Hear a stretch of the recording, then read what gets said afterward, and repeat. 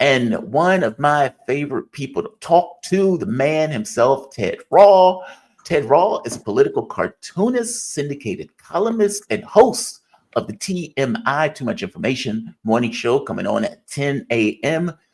Ted, I'm not going to keep you today because I know you have to get to the show. But when you hit me up about the Mayor Adams thing, I wanted to bring you on to talk about it since you live in New York. So apparently Adams is having a conversation with the feds on whether or not to get rid of his case. Now, this is going on at the exact same time as Menendez, who just got 11 years in prison. Um, he's going to appeal clearly, and he came out saying that this was unfair, this was a political witch hunt, this isn't right. Donald Trump has a point about them going after people. And right here, former U.S. Senator Bob Menendez gets 11 years in prison for taking bribes and acting as an agent of Egypt. This could be the ghost of Christmas future for Mayor Adams if the case keeps going. What is going on with the case? I mean, it's how on earth do they change administrations that then all of a sudden it's like, all right, we said we were going to go after you for a crime. We accuse you of committing a crime, but now it's not as relevant. Or is that what's going on? What is going on with the case with Mayor Adams? Well, first of all, I just want to say, pursuant to your last topic, that if I'd known Hamas was so much fun, I would have enlisted and taken a completely different career path. Okay. So just so you know what we're talking about. So a clip came out with Donald Trump saying that Hamas got $50 million in condoms from the Biden administration. They're obviously having a great time over there. They are. I mean, man, who knew that they were having that much tunnels are rocking, don't come a knocking. This is Trump. Process, we identified and stopped $50 million being spent in Gaza to buy condoms for Hamas. 50 million. And you know what's happened to them? They've used them as a method of making bombs. How about that? In that process, we identified and stopped. How about that? How about that? How about it's not true? How about that? That instead of it being Gaza, Palestine, it is Mozambique, Gaza in Mozambique. He gets this completely wrong. And Are then these Pentagon condoms that cost $1 million each, or? It could. It might be just 50 condoms for all we know. It could be. Those condoms are expensive, government condoms. That is astonishing. And then to add on top of it, oh, and by the way, they were making bombs out of these condoms. It's not even the right place. Right. It's so funny. It's so ridiculous. All right. So anyway, just absurd. Mayor Adams. So we know that Mayor Adams went down to kiss Trump's ring at Mar-a-Lago a little bit ago. Yes, he did. And everyone was kind of wondering. It wasn't a public meeting. It was a one-on-one. So everyone was kind of thinking he's going down there to ask for a preemptive pardon because he faces federal charges. It's like, hey, consider me a J6er, right, or something. And there was no sense. I mean, he has since the election, Adams has, moved to the Trump side over and over. He's basically said a lot of nice things about Trump in the press. Yes, he has. Try to ingratiate himself. It's pretty transparent. So the question now is if these this is it's a wrinkle, because I was expecting Trump to say, okay, I'll pre-pardon you. And then the DOJ says, well, there's no point moving forward with the case because, if we get a conviction, it'll just be null and void. But This is a different approach if this report is accurate. This approach is more like Trump calling the DOJ, and I don't know, it's not weaponizing them. I guess it's de-weaponizing them or something. Defanging the DOJ. Defanging them. So it would be definitely interference from the White House in the prosecution of the current sitting mayor of the city of New York. It's definitely notable. And then there's the political implications here is, Mayor Adams is about as popular as laundry lint in New York City. His polls are absolutely in the toilet. He's a disaster, and people just hate him. Democrats, moderates, Republicans, everyone. And so the other problem is that the charges that he faced are kind of non-controversial in their nature. It's like these are exactly the kind of political corruption charges that a mayor should go down for, right? Right. Like, literally, lining the pockets of his close friends and relatives, sacrificing public safety telling fire inspectors to turn a blind eye to problems, at a building that could catch on fire and people could die as a result of this, it's like also it's a mayoralty that feels not only corrupt but also incompetent. Years ago, there on Long Island, on the town of Roslyn, there was a school corruption scandal. There's a great movie you can watch. I think it's on HBO called Bad Education. The name's terrible, but it's all about this. And basically, Roslyn is an upscale school district. And it turns out that the people who are running the district, like the superintendent and school board, they were all like on the take. The brilliance of the scheme was that it was a good school system. So nobody was really upset, right? I mean, they didn't take so much that the kids had bad equipment, that they weren't hiring good teachers or not giving raises. They took enough to line their pockets, but they kept their eye on the ball, and the district was in good shape. This is not that. Mayor Adams is seen, rightly or wrongly, as a bad mayor. The city is falling apart. I mean, I'm this morning preparing for my show. I read an article about like some kids stole a subway train yesterday. Okay, out of. Wait. Did you say they stole a subway train? Yeah, they broke into the train yards in Queens and took the train on a joyride at 30 miles an hour on the tracks. You're not talking about a ticket. You're talking about the entire train. They took the train, like they drove the train. Okay, now. Granted, this is the MTA. Adams, the mayor, doesn't supervise the MTA. But I mean, it's just sort of but it's the NYPD that's supposed to catch these kids, and they haven't, right? I mean, and this is the second time it's happened under his watch.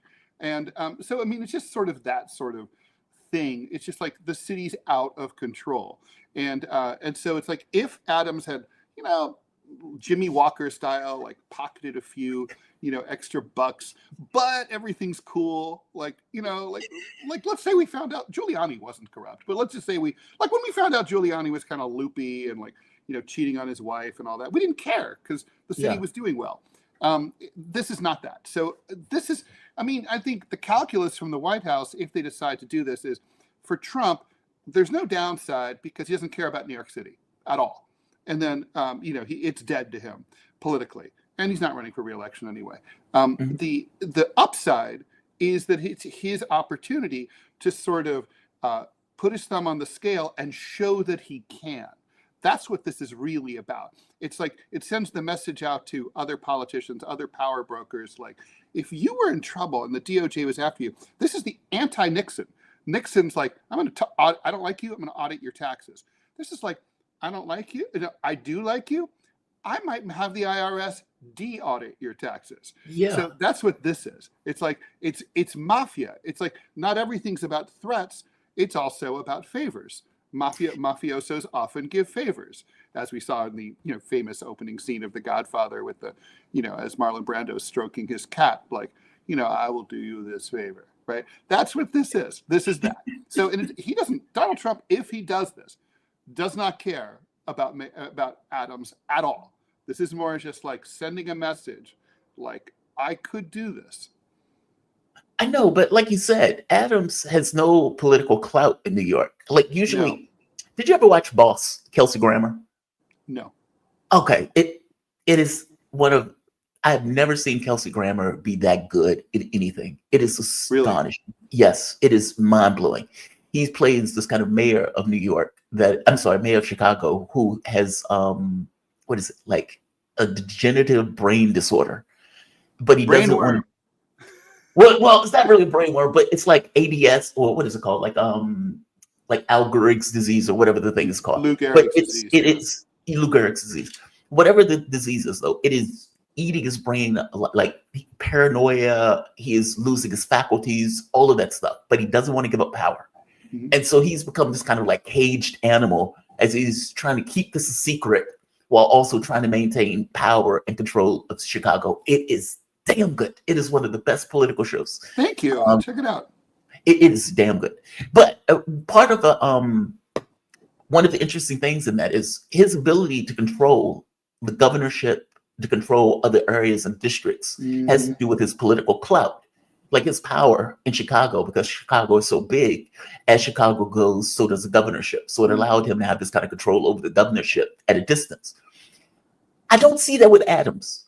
Like, I don't see this notion that Adams has, like you said, he's unpopular. Okay. He will probably lose his next race. For sure. Yeah. So I don't know what Trump would get out of giving him a political favor like this. Not to mention, there's something dicey about the president doing this at all. It's extremely dicey, right? I can't think of anything like this ever happening before. I'm going to have to, check my historical brain cells and see if Mayor Walker did this in the 30s or something. Yeah.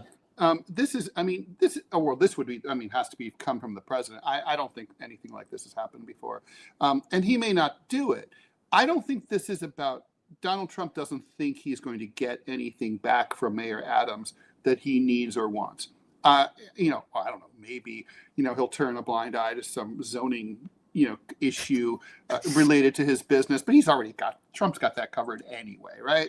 So I don't think that's it. I think this is about sending a message to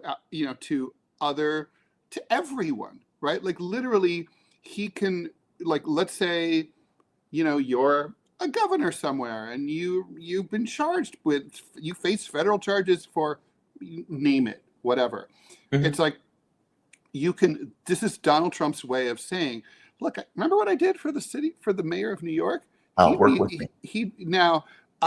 You have a choice, work with me or go to the clink, like Mayor, like Governor Blagojevich of Illinois did. Work with, so do it my way or we'll do it the hard way. That's what this is about. He doesn't care. It's not a quid pro quo.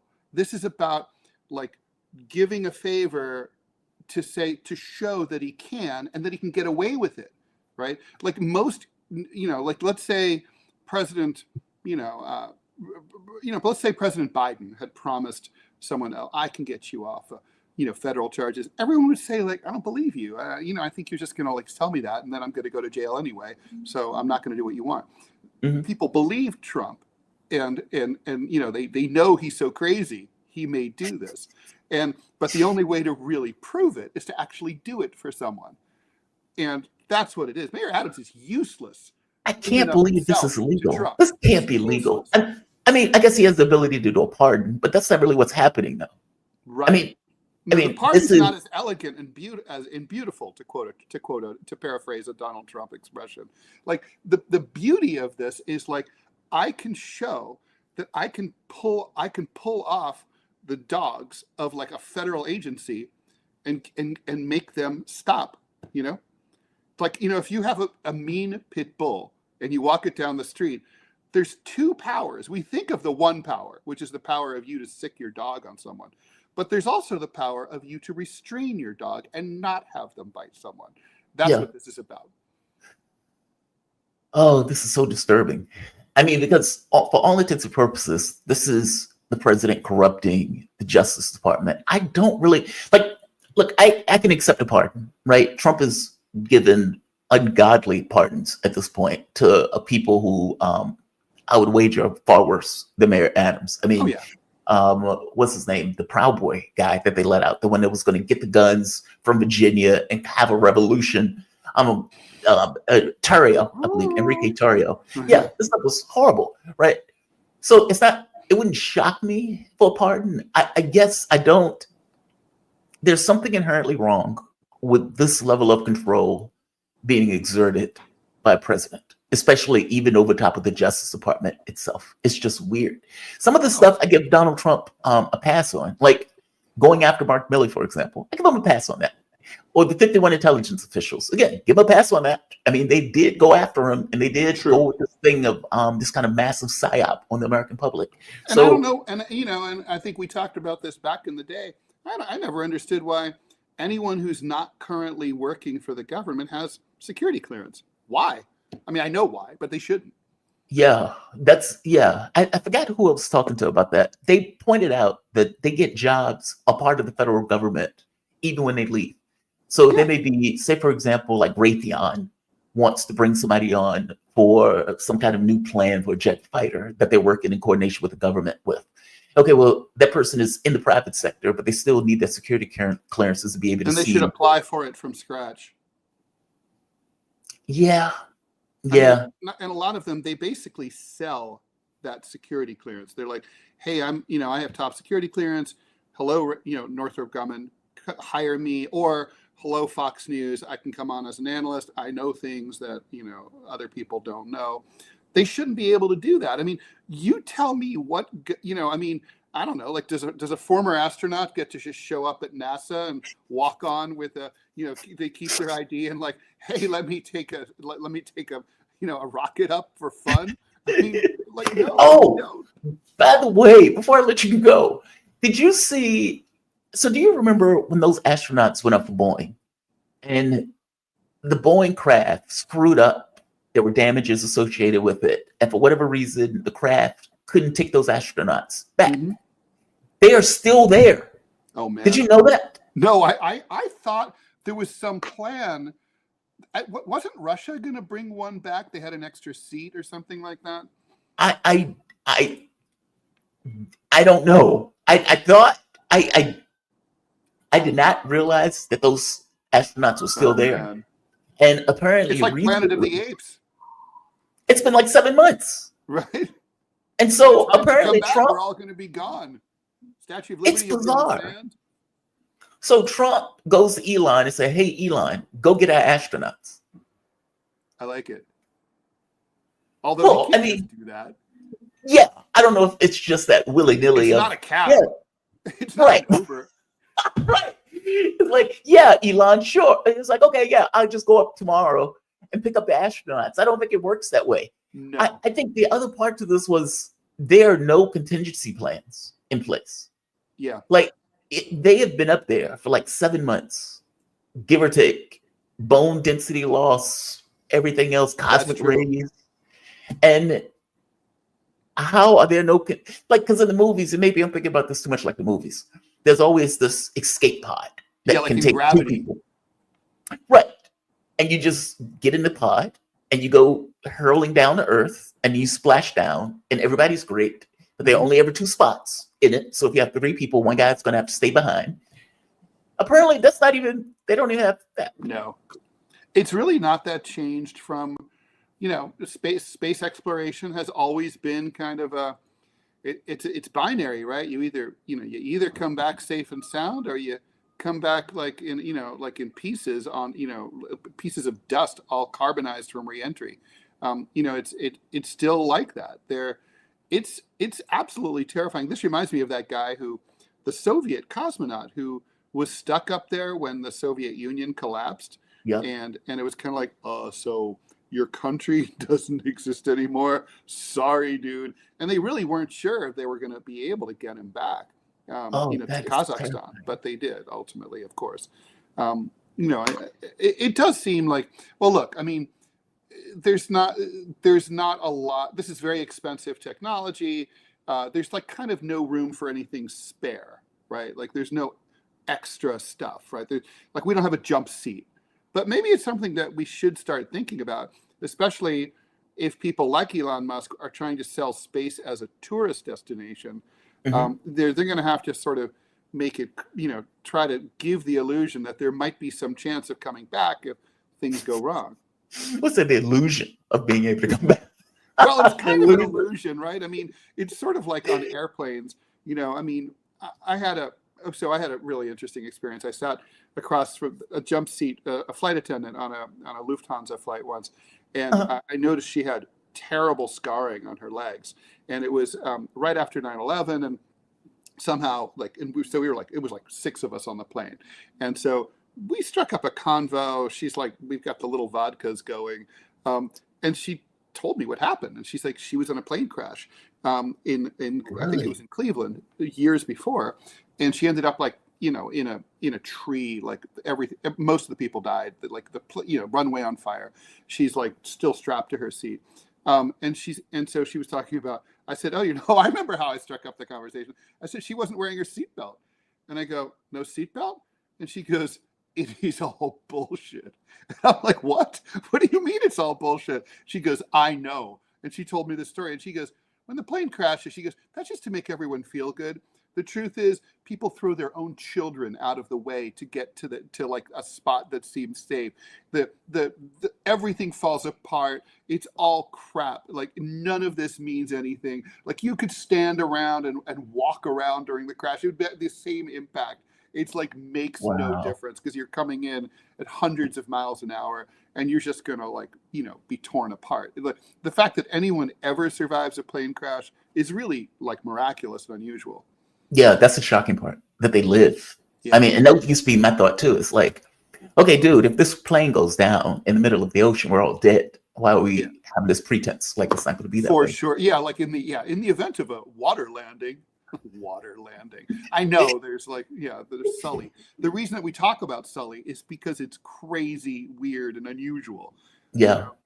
Yeah. I when they ask about emergency seats, and you're like, sir, are you capable of lifting a 200-pound man? Yeah, totally.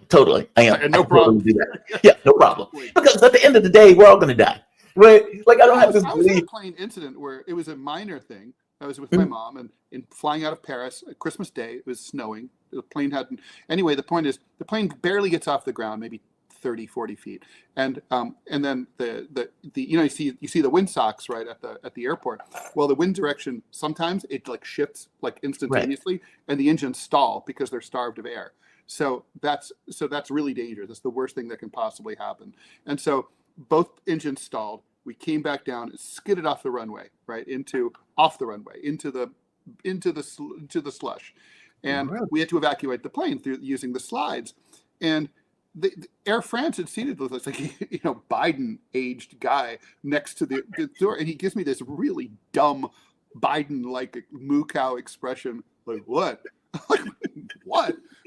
What do you expect me to do? And so in French, I'm like, hey, old timer, get the fuck out of the way.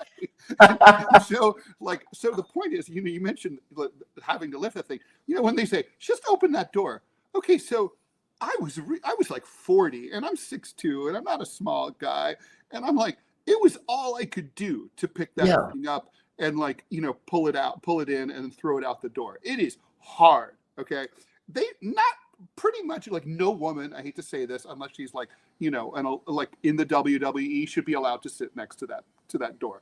It should be like kind of guys who that's all. Really, No one over 60, no one under 20. It's like it should just be like dudes, strong dudes. And so it's just so funny. It's like, so we did go out we all got out. We all saw it. I mean, nothing happened. The plane didn't crash. No one was seriously hurt. A few bruises. But that experience was like, this is a ridiculous situation. Also, it takes forever to get people off the plane because the aisles are too narrow. The rows are too narrow. They should be like, forget about like a few inches. They should be twice as wide as they are. They should be like, you should be able to stretch your legs out all the way and barely touch the seat in front of you. Then you might be able to get out quickly. Oh, they don't want to do that because if they did that, they would pack more seats in. They would be like, for sure. Yeah, remember Ryanair wanted people to sort of stand at one point. There was this sort of squatting stand kind of chair that was sort of like it was insane. They were like, "Oh, it'll be great. We'll have 600 people on a plane." Yeah. Ryanair was trash. I mean, it was a few of those budget airlines that kind of popped up out of the blue, especially in Europe. Less so in America, but definitely in Europe. Yeah. Ted, man, thank you for this. I really appreciate it. We will see what happens with Mayor Adams. As a prediction, do you think he's going to get the Trump's favor in this? It's more likely than not. I don't think it's 100% by any means. I think it's like 60-40, but there's plenty of room for. I mean, Trump may look at this and just be like, "This is a bridge too far," and he may also view it, in a very, kind of. Exchangist kind of way, like, what do I get from Mayor Adams? Nothing. Maybe I'll save this for someone who I like better. But you know, if I were, I got to say, if I were him, not if I were me as president, but if I were him as president, I probably would do it. Ted Rall, political cartoonist, syndicated columnist, co-host of TMI Morning Show with the great one and only Manila Chan, starts at 10 a.m. On their YouTube channel. Definitely check them out. Thank you, Ted. I really appreciate this. Thank you. Always fun. You have a good one, man. Be safe. You too.